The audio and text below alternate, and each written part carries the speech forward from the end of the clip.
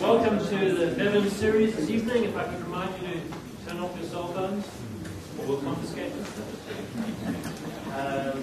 Just a couple of comments. I just want to apologize to those people that didn't get the message last week that Philip was delayed by a force fire cyclone. Nearly demolished most of his area of Australia.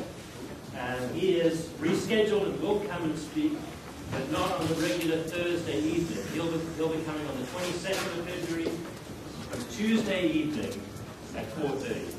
And so block that off in your calendar if you want to listen to Philip Monday. And we will also be having one other additional item on the Bevan agenda that doesn't follow the normal Thursday night. And that is on the Wednesday, the 2nd of March, we'll be having a film screening of A Sea Change, which is the film by our speakers that week on ocean acidification. So we'll try to keep you posted about exactly where that will be, but it'll be 4:30 on the 2nd, Wednesday the 2nd. And now I'll hand over to Ed to introduce our speaker. Thanks, Trevor. Hi, I'm Ed Belton. I work for Washington Sea Grant. I'm an affiliate faculty member here at the staff. And it's my pleasure to introduce today's speaker, Brad Warren, who we decided, I think we know each other for about 2 years or thereabouts. Over Brad's career, he's had a number of roles, but I guess I think of him primarily as a very gifted wordsmith who honed his skills here at UW, where his undergraduate work focused on writing. And then soon after he left, well, he grew up going back and forth between New England and Seattle and was sucked in by the salmon and the salmon boats and everything, and has lived here ever since. So early on in his career, he was hired, he was a reporter for National Fisherman for around 15 years. And early on in his career, he was mentored by the likes of Lee Alverson and Jim Crutchfield in the finer points of fisheries management. And sort of from the fisheries point of view, through his role in National Fisherman, got to know quite a few people in the industry. So he kind of came at it in that direction. Later on, he was the editor of Pacific Fishing for another 9 years. And of course, in that position, he got to express his views a little more stridently at times and monthly. So that was a very productive time of his career. And he's produced, we reckon, somewhere, I don't know, thousands of articles and publications over his 20-some-year career. Interestingly, he doesn't keep track, so I guess that's typical of journalists. What else did I want to tell you? One of the things that you probably don't know about Brad, or most of you might not know, is that he's an extremely gifted singer-songwriter. Trevor stole my copy of my CD, and we actually thought about playing this one song, Romeo, as we kind of did those two copies. But I do want that back, wherever you You said you wanted to suck it. That's right, so we'll take care of that later. But I think one of the things that really strikes me about Brad and his career is he has this affinity for problem solving, and specifically on seafood industry related issues. So he was either blessed or cursed with the problem solving gene. And I think the first time I remember seeing it expressed in a big way was in the early 90s, when the bycatch issue first arose around dolphin bycatch, and it just sort of erupted throughout the industry.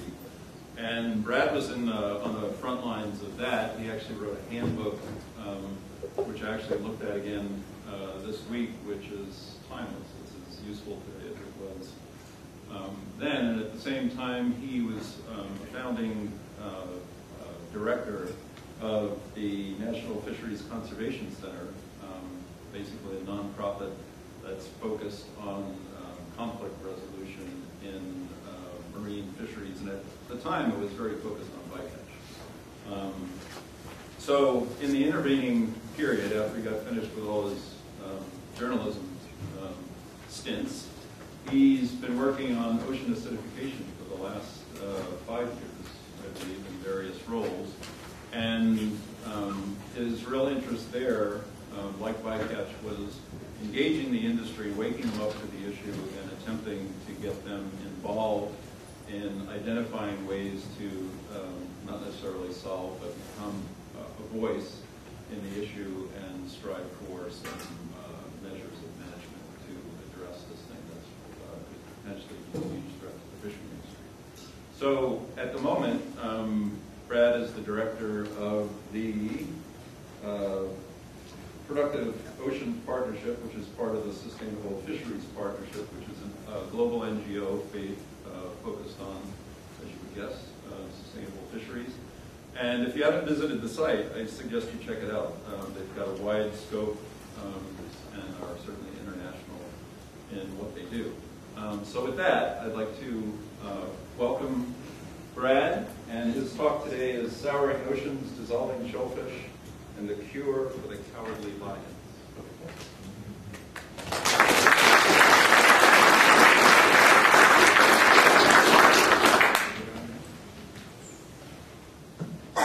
We'll see if we can keep this thing attached. Stick it on right there, that might work. Thank you. So the sad part is that some of what he said is true. I am used to coming here and picking people's brains who actually know things. And it's kind of a relief to look around and see that some of you are here. So when the hard questions come, you will get called.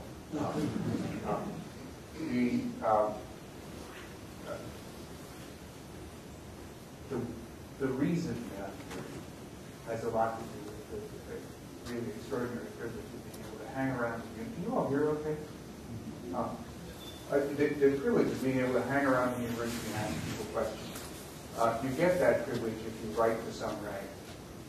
And amazingly, people indulge you and allow you to ask just endless numbers of stupid questions. So I can't say I recommend it. It's not, it's a bad habit. But it's why I'm here. A number of people were kind enough to allow me to ask those questions for a long, long time.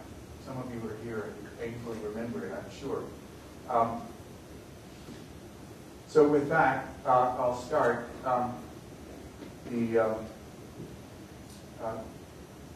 First of the slides here is this one. I want to suggest that this is pretty much how we intended to talk about this issue in most of the public discourse about it. And I think actually not just the feared, but the experienced reality of ocean acidification is a little more manageable. Yes, it's big and bad and scary, and in fact, it's very serious. But the people who've met this at the front line have been extraordinary. Some of them are here in this room. In the shellfish aquaculture industry on the West Coast, people who run hatcheries began to meet this and kind of know it over the course of the last 5 years or so. Before that, if anybody met it, they didn't know it. We don't have any records to show whether people trying to produce fish or shellfish got hit and didn't know it. What marks these guys in the West Coast shellfish industry, we have several here from Taylor, which is the largest producer here, and a good example of the kind of resourcefulness that industry has brought to this. They had scientific chops, they had policy chops. These are people who meet regularly and have seminars to understand what they're doing. They could be graduate seminars here at the university. They dig in.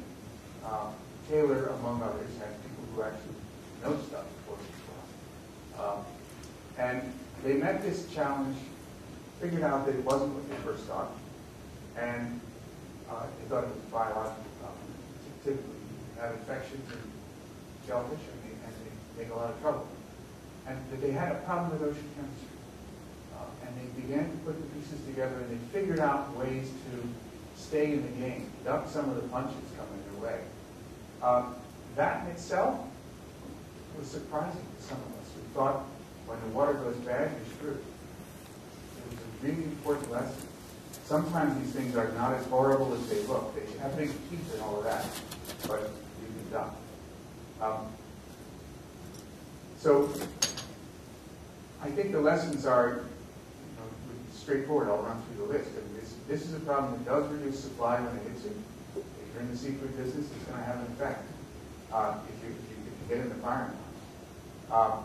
It's possible to adapt, at least for now. The options for that are limited. And they cost something. And they're likely to cost more if it keeps getting worse.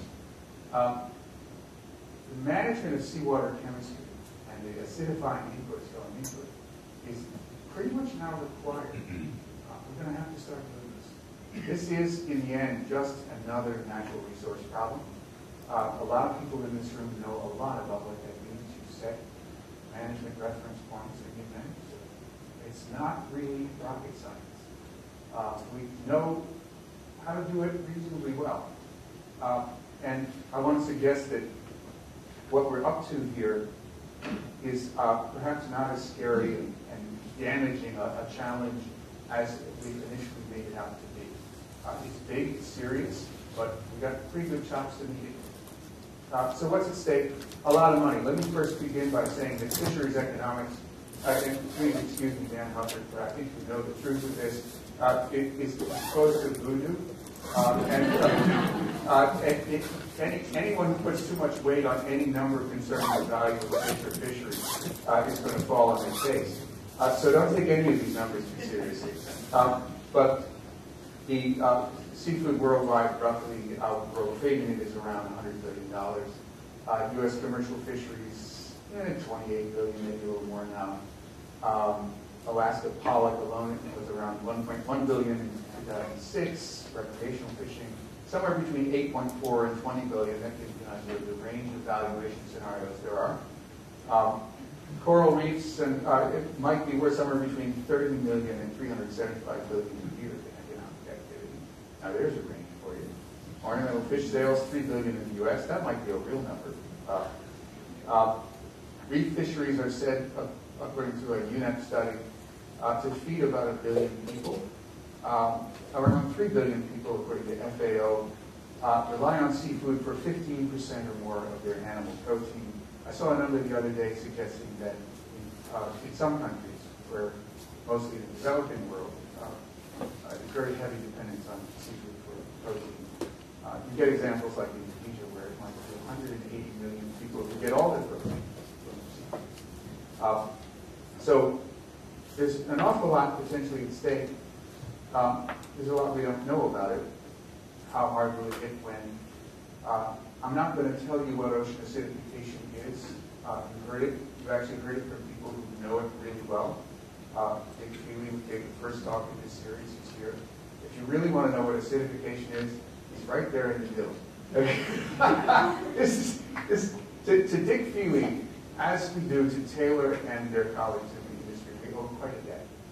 The fact that we can see this happening and have a chance to respond to it instead of just being blindsided is due to the fact that Dick and a few of his colleagues spent 20 years figuring it out. Nobody paid them for this. They thought it mattered. They did this in their spare time, nights, weekends, no funding. They cobbled the projects and the surveys onto the backs of other things.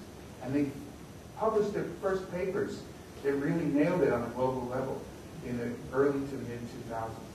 And the world has been coming to grips with it since then. This would look like a Walt Disney Lemming story if it weren't for these guys. So we do owe Dick in particular quite a debt. Now, in Dick's work and many of the other graphs and charts you will have seen, there is this glorious, slow, stately change happening in the ocean, where gradually the level of acidity goes up as carbonic acid increases, pH goes down, takes a long time. The global ocean has this, changes now about 1/10 of a point pH, more acidic than it was before the Industrial Revolution. It all sounds kind of marvelous and stately. And it's true. It's incredibly well documented. It's also unfortunate that there are nonlinear components to this. There are places where it's happening in startlingly faster and stranger ways. Some of them are, in fact, it turns out, I think, maybe all of them are places that also matter a lot for seafood production. If you look at the world's most important fishing grounds, they're in hotspots for essentially nutrients. You've got a high nutrient load, especially high carbon load. You've got a situation where it's closer to its tipping point. The places that come to mind when I think about this, and there are some others, you get cold, high latitude waters. You get estuaries where there's outflows from rivers bringing runoff of high nutrient loads that produce fairly undersaturated and corrosive conditions in the plume. You get upwelling zones, as we know, among other things, right here on the west coast. And you get hypoxic zones that are connected to some of the outflow, often, not always, of nitrogen and other nutrients going out to sea. The Gulf of Mexico is a well-known example of that.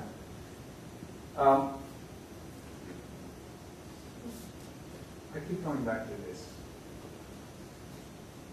If we look at this and we say it's too scary, we can't even look at it, we're going to just hide under the covers, we've got a problem.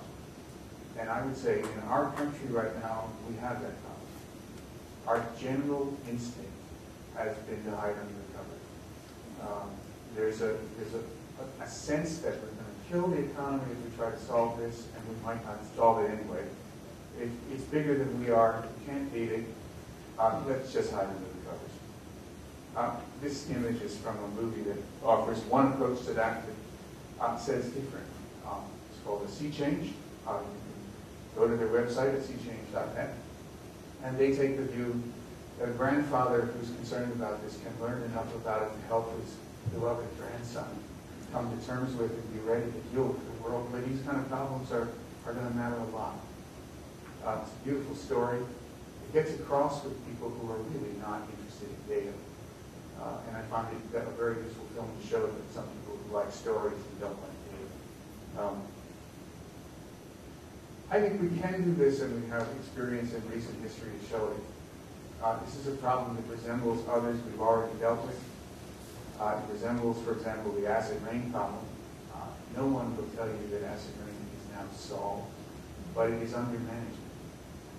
The concept of solutions is a little misleading. It implies you get to ride into the sunset after you've shot the bad guy.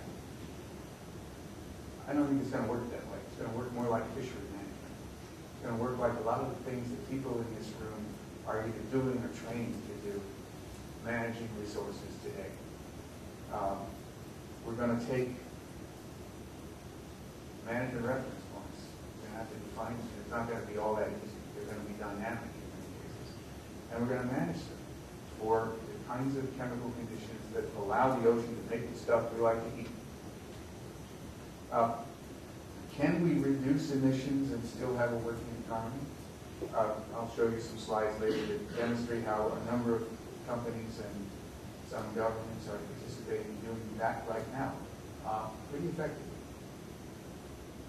Acid rain is one of those examples.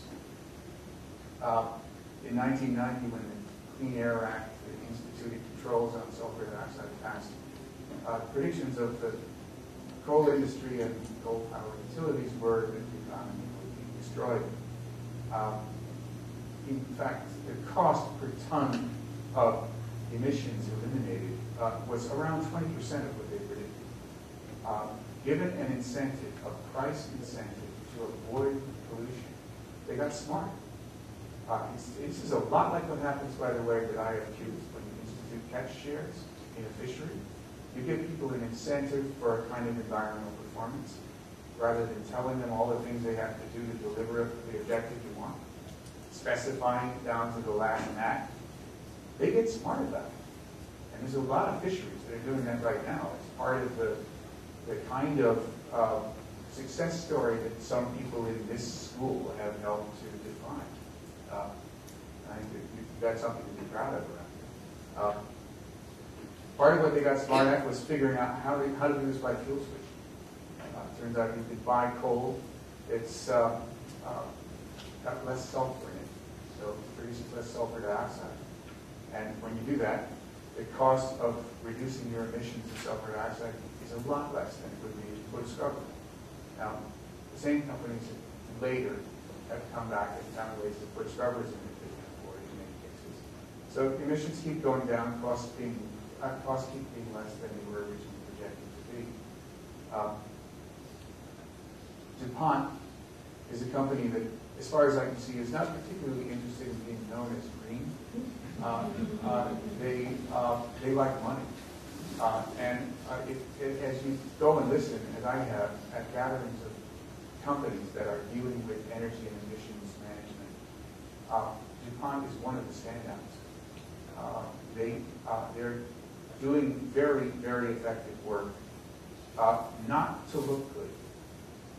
They don't really care that you love them or don't because of their green credentials. They're doing it because they save a ton of money, it goes to the bottom line, their shareholders are happy. Their greenhouse gas emissions are down 72% in the period from 1990 to 2007. In that time, their avoided energy costs amount to $3 billion. In 2007, this is a rising delta. So for 2007 alone, that added up to $800 million. All of that went to their shareholders. They did this by reducing energy use, improving the efficiency of production. Most of the actual savings in this are avoided energy. That is interesting because they only got their energy use down by 6 or 7%.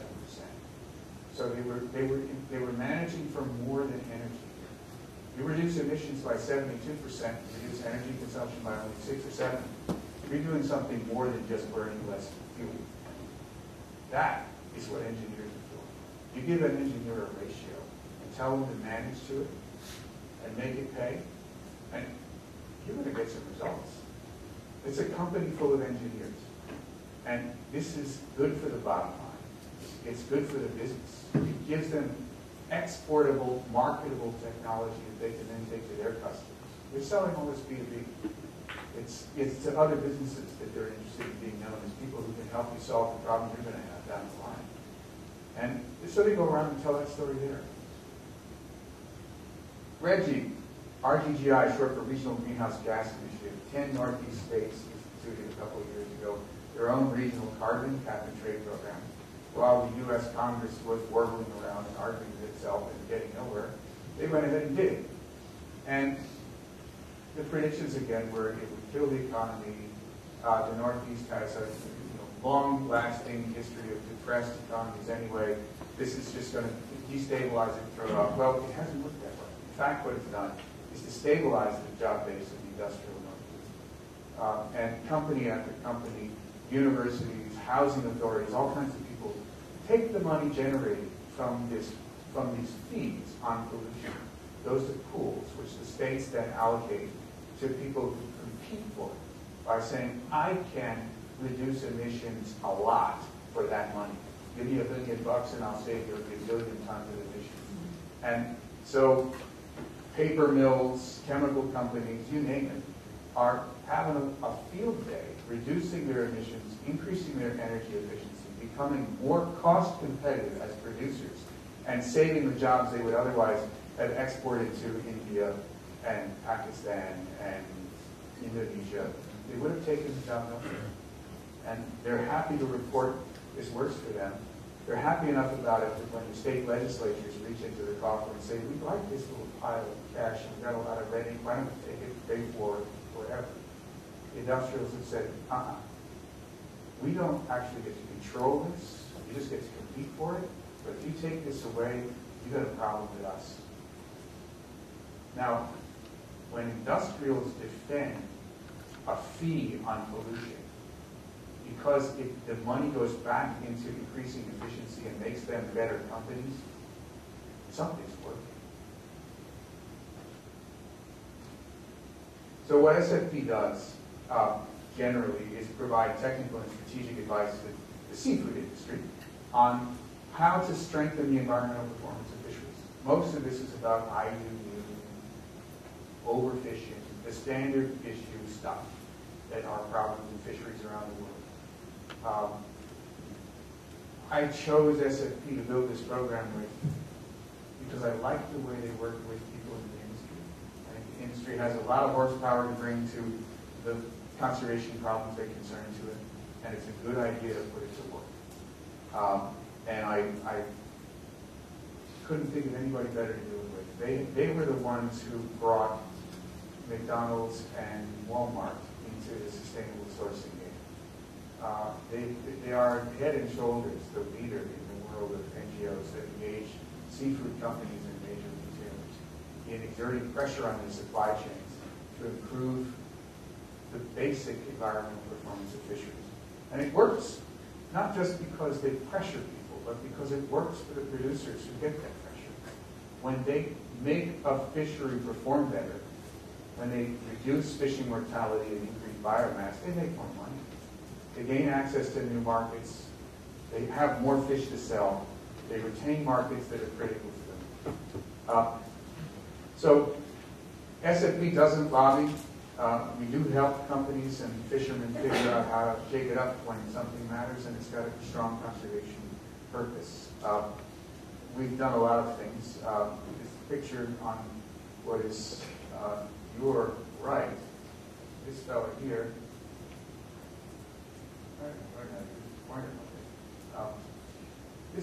This right here is Erling Scar. Bering Sea crab vessel owner. Guy's been around a long time, and one of Erling's most interesting activities in the last few years has been the creation of a marine generator you can put on your boat and save about 80% of the fuel you'd otherwise burn to make power to run the pumps and refrigeration and lights and all that.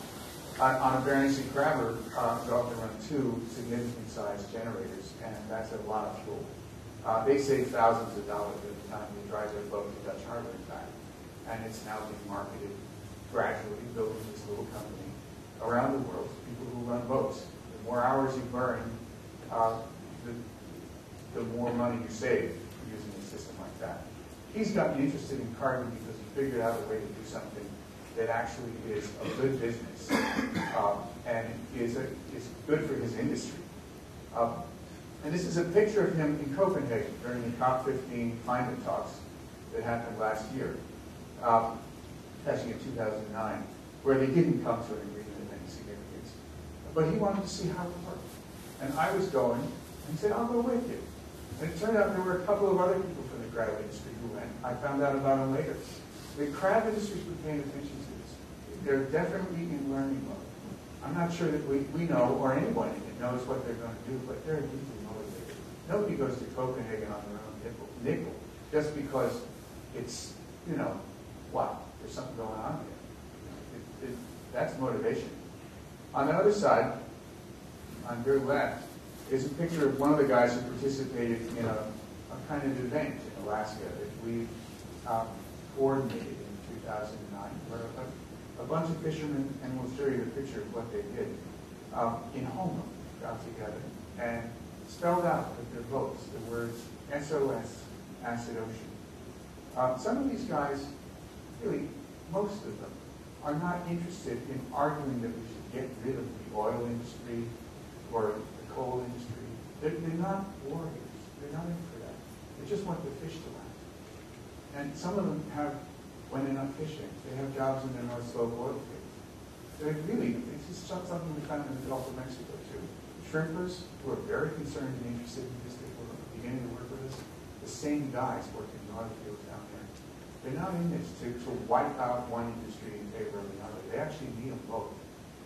And that's one of the things that I think shows some promise. There are ways for people to stay alive as businesses, even while solving these problems.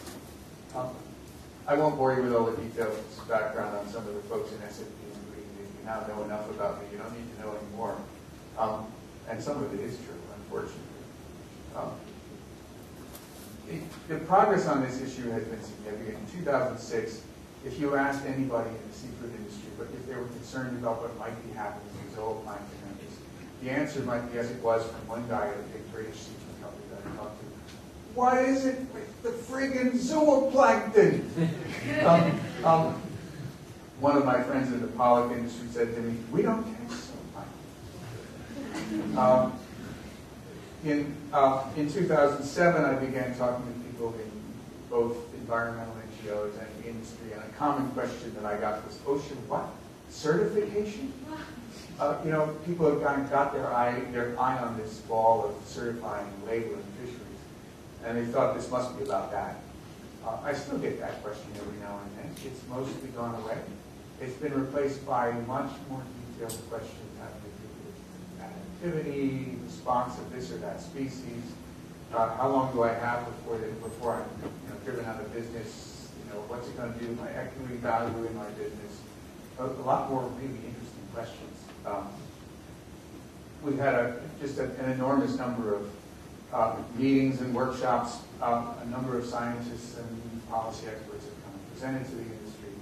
They've begun really chewing on this. We now run a study group for some of the major seafood companies who are learning about this, identifying what are the practices and policies they can pursue effectively, where can they make a difference, what might they do that will work and not waste their time, and keep them from being able to run their businesses. We've brought fishermen to DC to talk to policymakers to make sure that they know about it, understand the concerns that underlie the industry's relationship with the problem, including we better have some science, we better have some management, monitoring, so we know what's changing. And that's a point that people are willing to make quite strongly, often when they remain agnostic about whether acidification is real, whether Al Gore is from another planet, whether I'm on the same planet with it. That there's a really, if you think about this as a hedging undertaking, I think that's an appropriate way of thinking about it for a lot of these guys. We don't know if this is going to hurt us, but we darn sure don't want to be taken by surprise. We want to know what's happening. So there's a lot of making sure the basic data collection goes done. Some people go further and are pushing for controls and management on the emissions to drive it, on the acidifying nutrient flows, that kind of thing. But the science is fundamental. In 2010, we've now done several of these briefings on the Hill attended by lots of staffers, conferences. We and MCBI, another nonprofit here, cooperated to produce a workshop, actually here at the university in March of last year. Norm Dix came, as did two other members of Congress. Norm spent the whole day and gave a long talk at the end of the day. I think it says something when you take a deep issue that most people can barely pronounce, and you get members of Congress hanging out with you for a whole day to listen to scientists and a few fishermen thinking about it. Local workshops all over the place, really all over the world now. We've done a variety of articles in the trade press to spread the word. There's fishermen working about it, have been written up in trade and general newspapers all over the place. If you do a search in the literature, in the scientific literature, you see a curve that goes from maybe 9, 10, 12 publications in 2006 to 900 or so by the end of 2010. And I don't know what it is now. It's gone vertical. So from a seafood point of view, I think we're looking at something that very likely amounts to erosion of future supplies. I know there are contrary arguments. One could say that the sea will adapt. I actually think if you have long enough, you win that bet.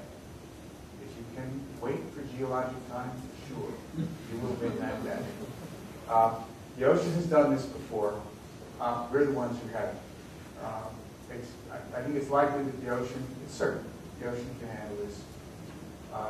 It just takes its time doing it. And it will do things that over time work out. 100,000 years, 2 million years from now, there'll be some of the things that we like to be back in the sea again. It might well go away, at least in the kinds of abundance that we're used to. But meantime, I think it's pretty safe to say that diminishment is likely. There's early evidence now of losses occurring. Clams, oysters. wild catch and aquaculture are both susceptible. Tempting to say, oh, well, we just become aquaculture producers. But if you look at aquaculture, it's the place we're learning the most about the impacts right now. The hit is pretty hard. It's quite remarkable that the people who've taken that hit are still in business. If you look at aquaculture globally, even people who are not taking that hit are dependent still considerably on wild feed. The fish they depend on for feed is not going to be invulnerable. We don't know what the effects will be, but it's predictable that there will be some. So I think there will be some responses to this that involve aquaculture for sure. But to call it a panacea is naive. Options, well, prevention is possible. You can limit the extent of harm. It's not possible to prevent all harm. We haven't passed that point. I don't think anyone will pretend that you can go forth into the ocean 50 years from now and see an unchanged ocean from where it is now. This problem will have taken its target. Cure? No. Once this has happened, it is beyond our means, and we need geologic time to bring the ocean back to the kind of conditions that make it fit to make the stuff we eat. This is not something you can drop a pill in the ocean and call it good. Adaptation? Well, here's limited, necessary, at a minimum advised time. We better get good at it. And we better get good at what we can of prevention. So,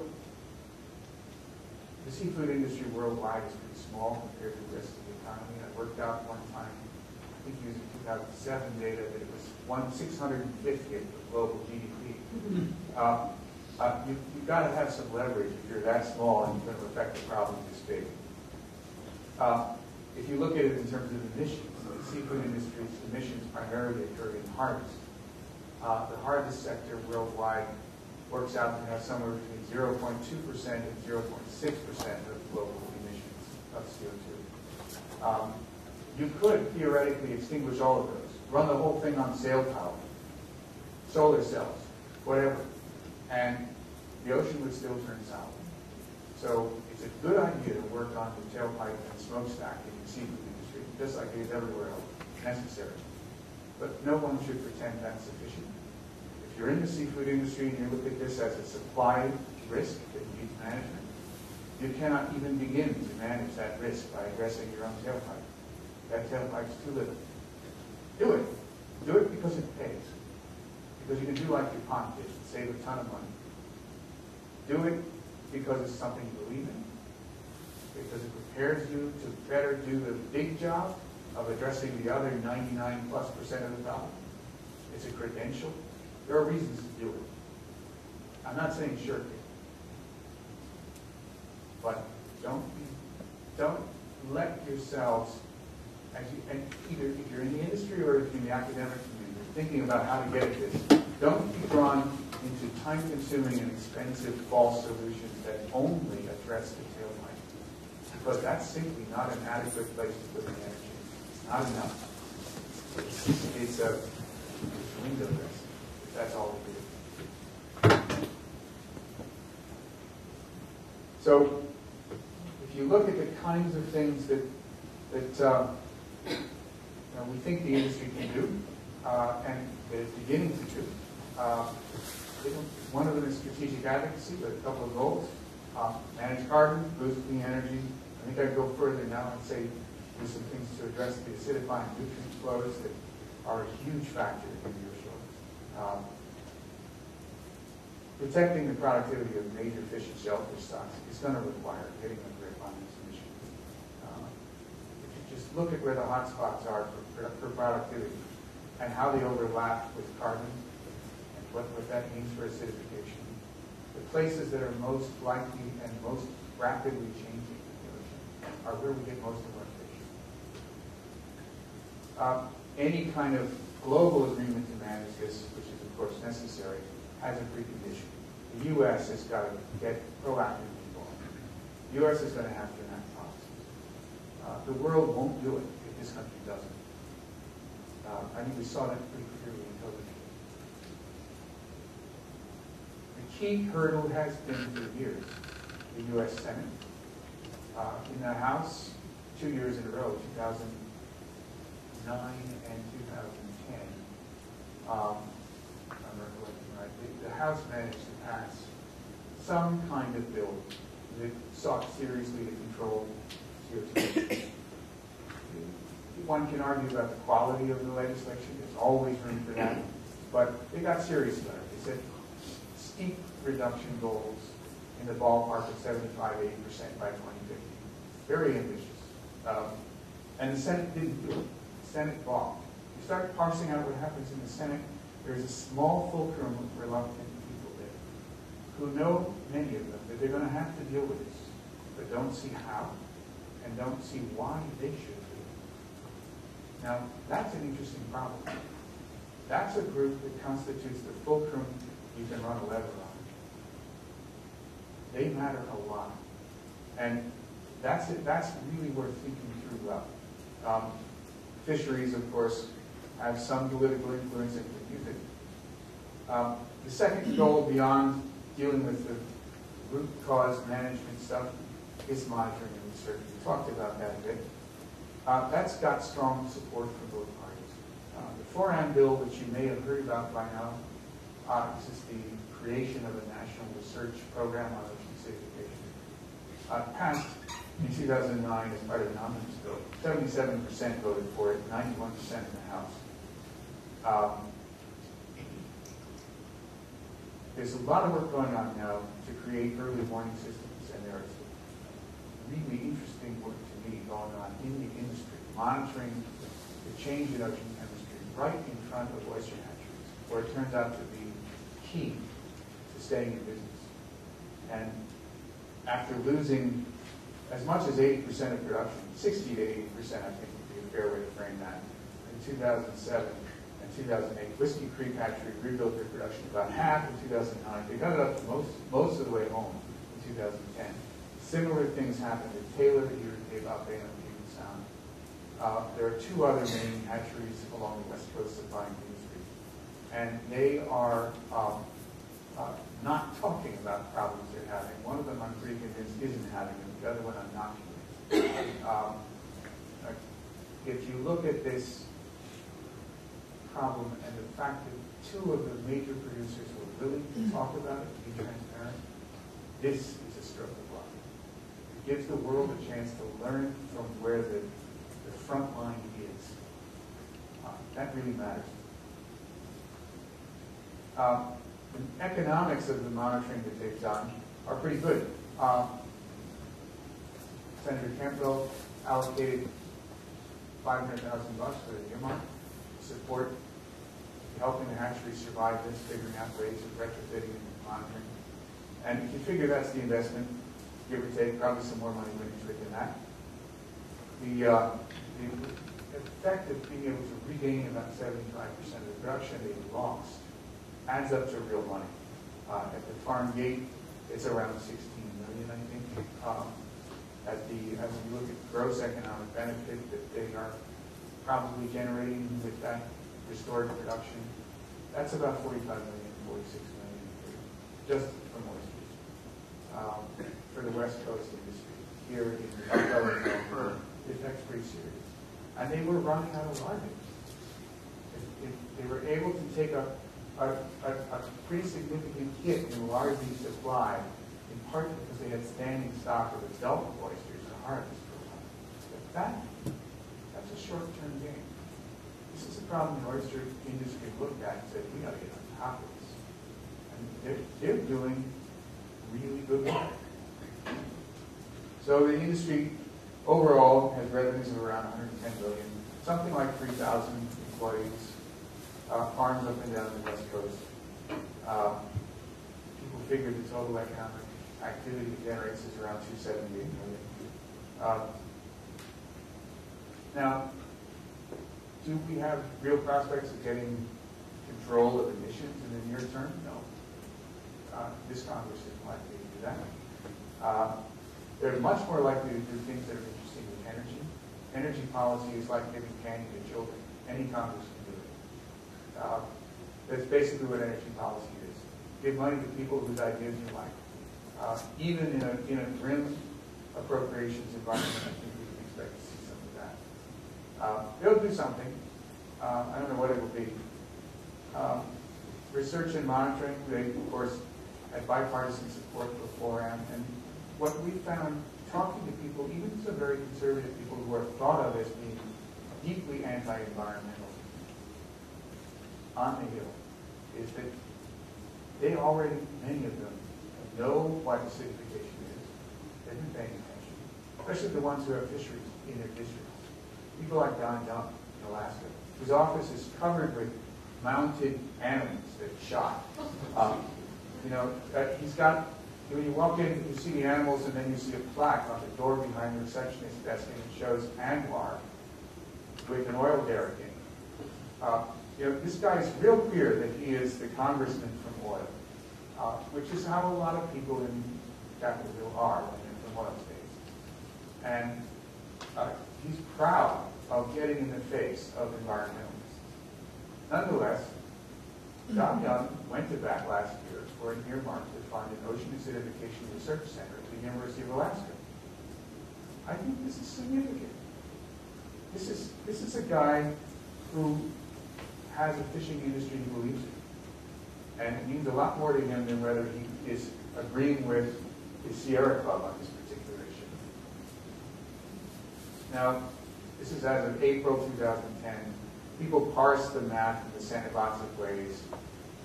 It's probably a little worse now in terms of the likelihood of passing any sort of carbon legislation. This is what this is about.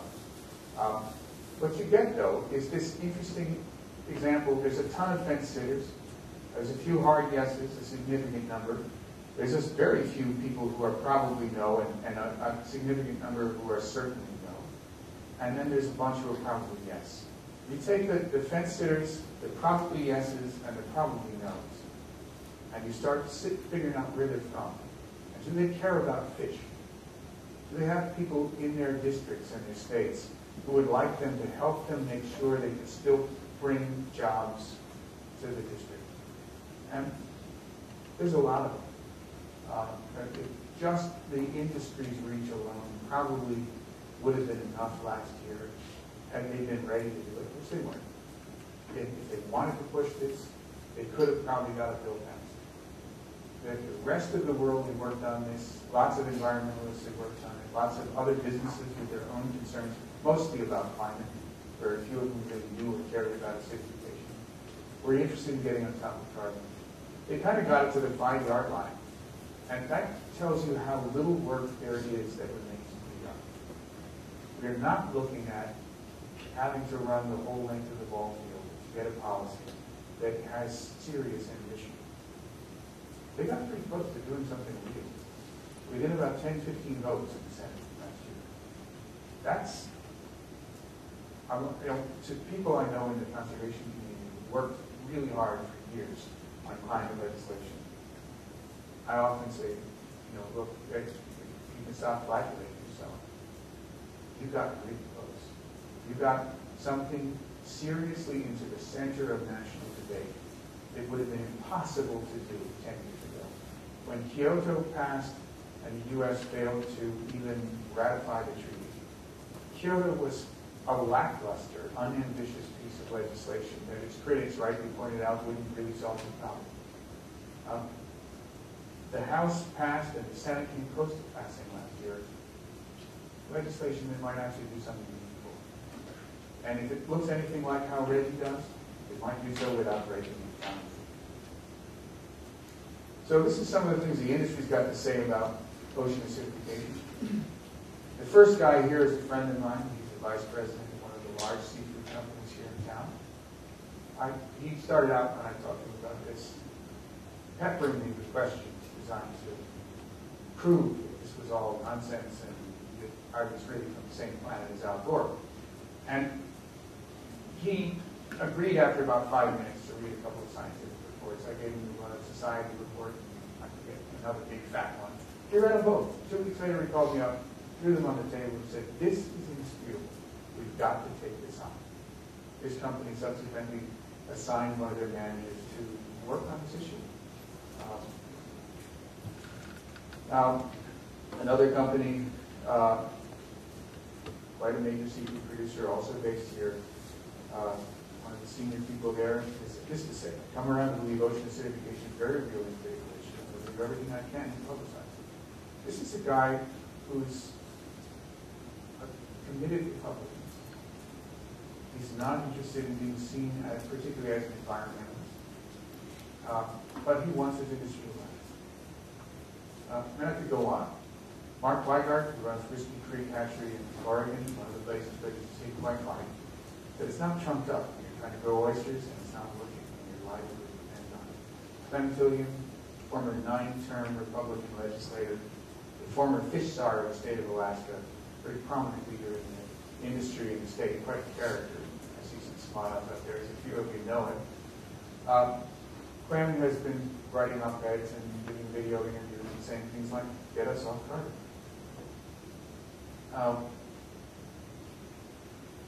This guy down here on the bottom, Dean Blanchard, he's the largest shrimp buyer on the Gulf Coast, claims. I think it might be true. He's the closest to the fishing grounds in the bayous. He's the last guy standing on Grand Isle, right on the Gulf Coast. This is where the country really disappears into sandbars, where the town next to Grand Isle had disappeared in a hurricane 100 years ago or so into the Gulf, and took 2,000 people with it. Every building you see in Grand Isle is up on 15, 20 feet of posts to be above the flood. And he has endured there and built this business serving the shrimp fleet. His take is, there's something going on in the water. Our shrimp are committing suicide, but they're not leaving a note. He's not saying he knows what it is. He's not even saying he believes that acidification is real. He's saying he wants to know what the hell is happening. If it's going to bite him, he doesn't want to be taken by surprise. We get that kind of perception a lot. Now, these about 500 people participated in this event. What you're seeing is the image through clouds. The cloud cover was heavy, and it almost happened that the guy upstairs taking the pictures couldn't get a picture of the boats. There's just so much cloud cover. This is the event you saw the skipper in earlier. Now, a few of the lessons from what a lot of people in the shellfish industry call the seed crisis. This is from largely derived from things that people at Taylor and Whiskey Creek have tailored. Taylor's the largest U.S. shellfish grower, something like 12,000 acres under cultivation. I've seen that number fluctuate. I'm not sure what it really is now. Whiskey Creek supplies about 75% of the farms on the West Coast, with some or all of their seed. They get it from elsewhere too. Together, they're really linchpins of oyster production on the West Coast. Now, Benoit Yudelin, who is here in the room, and will be the one who can actually answer the hard questions about a lot of things at Taylor. Here is in the picture on the, yes, it is your left. And what's happening to the oyster larvae when they're very young, and they're secreting an aragonite, highly soluble shell. And they're about 100 microns across. Probably a lot of things are happening, but one thing we know is happening is that they're shrinking instead of growing. And they're in water that's acidified, but not even very much. It doesn't actually have to be acid. We're not talking about making the ocean into a vat of acid here. We're talking about subtle changes. It's enough to thin that soup of nutrients they build their shell out. And without that, they can't keep growing. So if you look in the black image on the right, what you see is the same thing happened to clam larvae in a laboratory in Maine. Mark Green took this photo, scanning electron microscope. There are 100 or 120 microns across. This is a 3-day sequence. And the first one is just gone into water. The water is at 7.5 pH. The middle one, sorry, not very clear. It's shrunk to about half that size. It's 24 hours later. It's visibly fraying apart. The third one, it looks like a little stone. It doesn't look like dinner anymore. And I believe that point is dead. It's 3 days in. Now, 7.5 is a condition that occurs commonly in East Coast bays because of nutrient runoff driving eutrophic processes. You get a whole lot of reduced oxygen, increased CO2, and other probably unfriendly conditions. We're seeing not so different conditions occurring here in places that people are growing shellfish.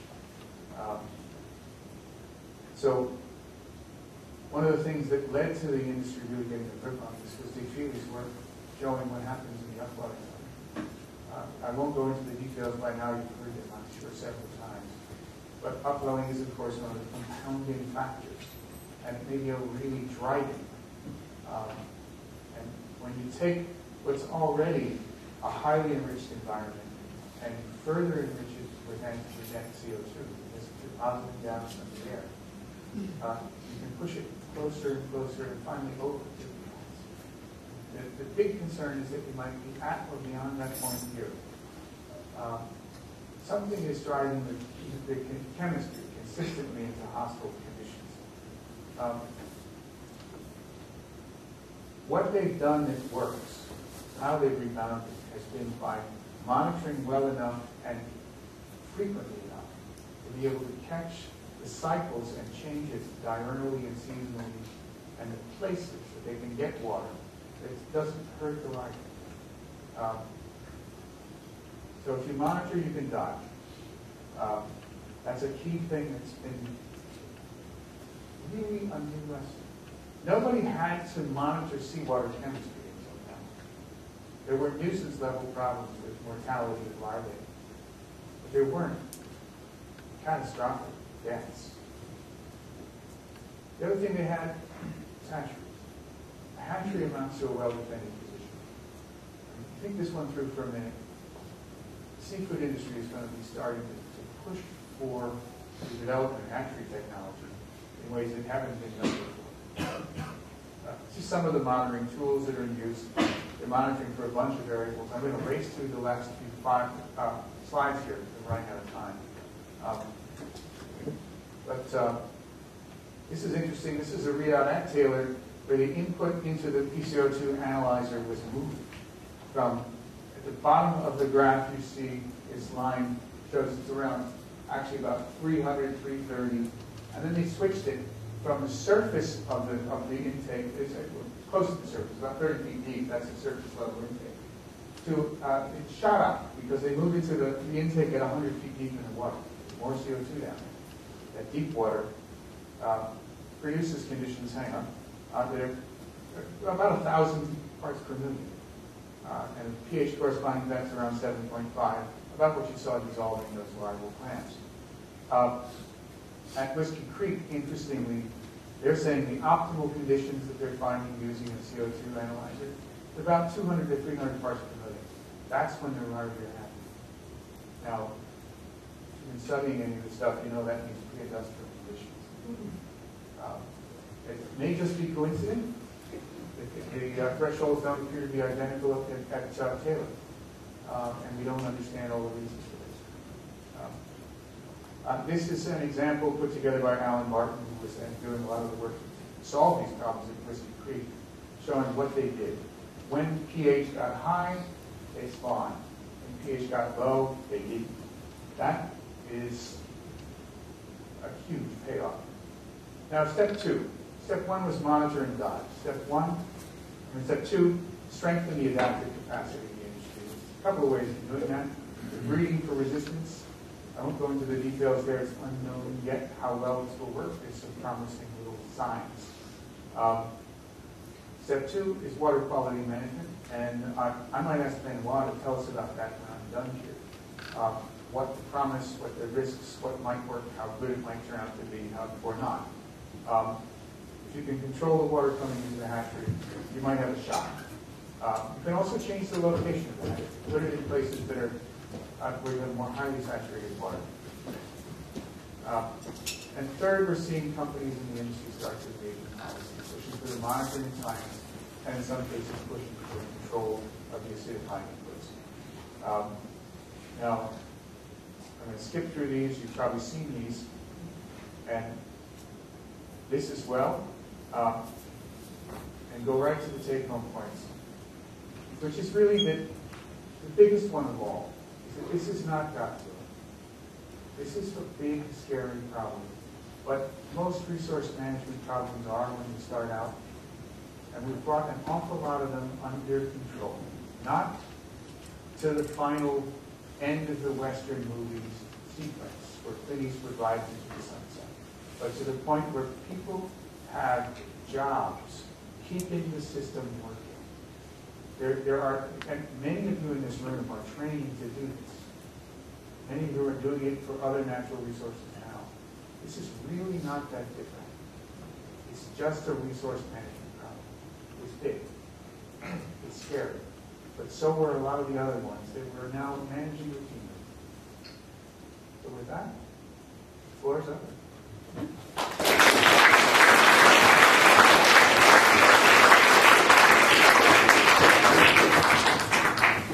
So we have time for 2 or 3 questions, and then we'll break it and really grill them at the last section afterwards.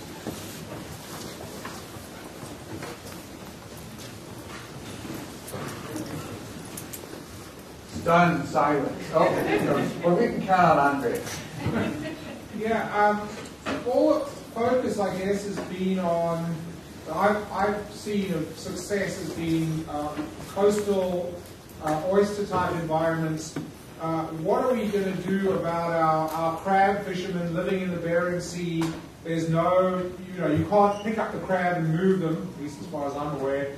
At what point is the only solution the reductions for those guys? Well, for them, that's not a solution. For them, that's economic extinction. And their response to this challenge, I think,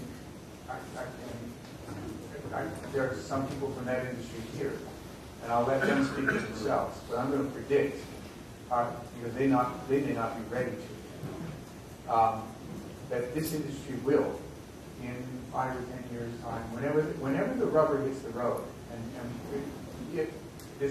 if this becomes a significant force reducing abundance, they will respond by developing hatchery capacity. And the infant stages of that are in place now. The Kodiak, the National Marine Fisheries Service, has developed the techniques to do some of that. Industries and fisheries that run into supply problems typically start tackling the hatchery problems. I'm not saying that's going to be an ideal solution. There are many problems that come with hatcheries. But as you look at what happens to fisheries that start having particularly recruitment problems, they develop hatcheries. And actually, I want to ask you guys in the industry, Ed, for example, and have I just spoken out of turn? No, I'm the executive director of the Las Vegas Grabbers. And I think, that I think everybody in the industry is paying attention. But, at the same time, we've got so many issues, and there's always so much noise in terms of things we're trying to pay attention to and deal with. Sometimes, until the rubber really hits the road, it's hard to get attention. Yep. Tom. Pass, thank you. No idea in hell. This is the best estimator of shellfish abundance in the Bering Sea. You're looking at him right there, that guy with the gray hair. If he's worried, I'm really worried. All right. One more question? Julia? Julia. Well, I was really struck when you were speaking about emissions and the impact that the fishery collectively has directly on emissions, which is minuscule. So, yeah, I got the point. Be more efficient because it affects your bottom line, but it's not going to affect this problem. That is, if we went directly to sail power and solar cells as we referred to. So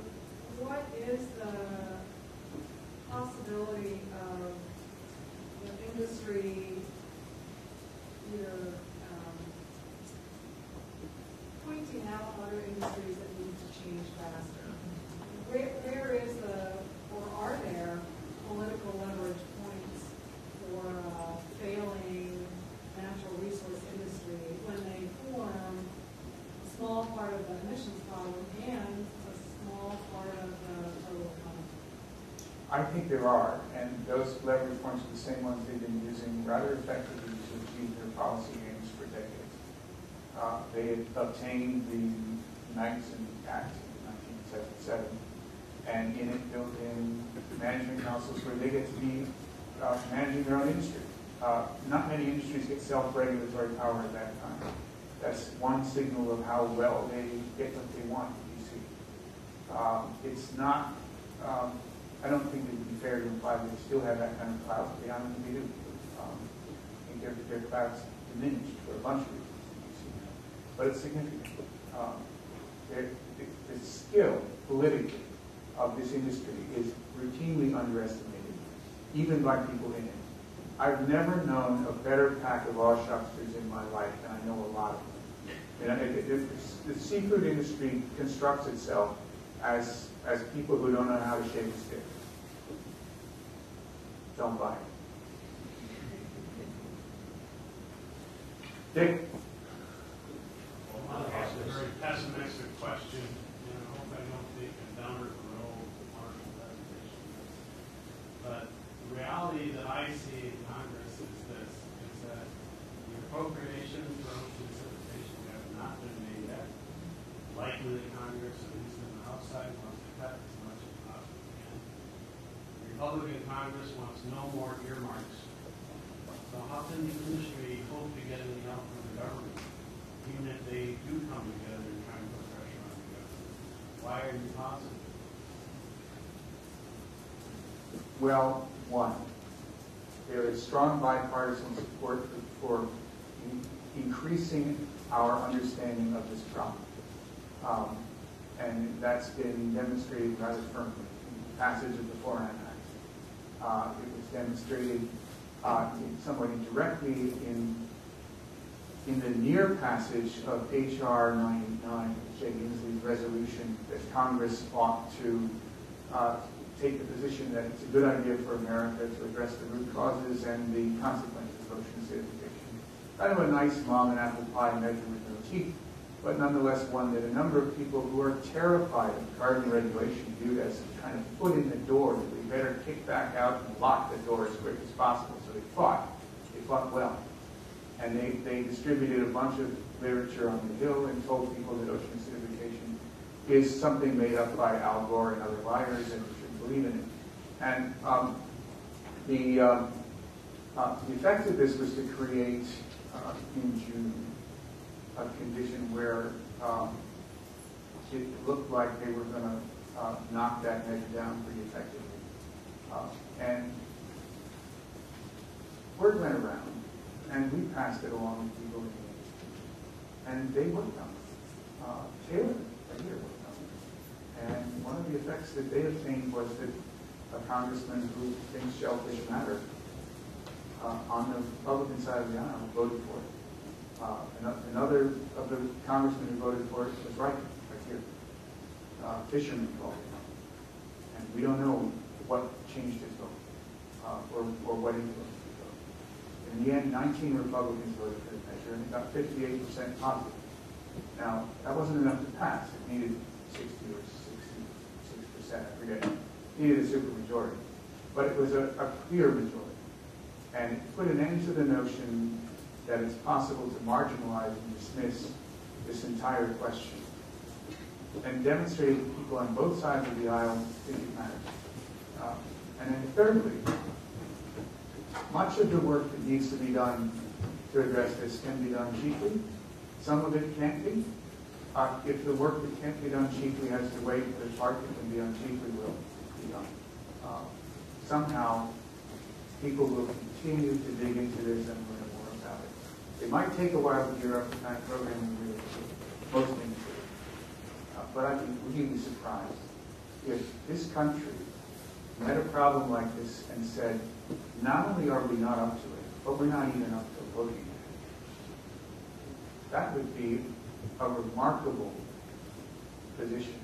And especially surprising given that the anti-earmark position is essentially a reactive, angry position. Understandable after the last, gush of spending on corporate bailouts and things infuriate everybody. Reactive positions don't constitute the basis of long-term policy making. They're not how things really work. When you look at government, it's basically a pragmatic business. People will talk a hard line and then do a pragmatic thing. I think we can expect that. Great, thank you.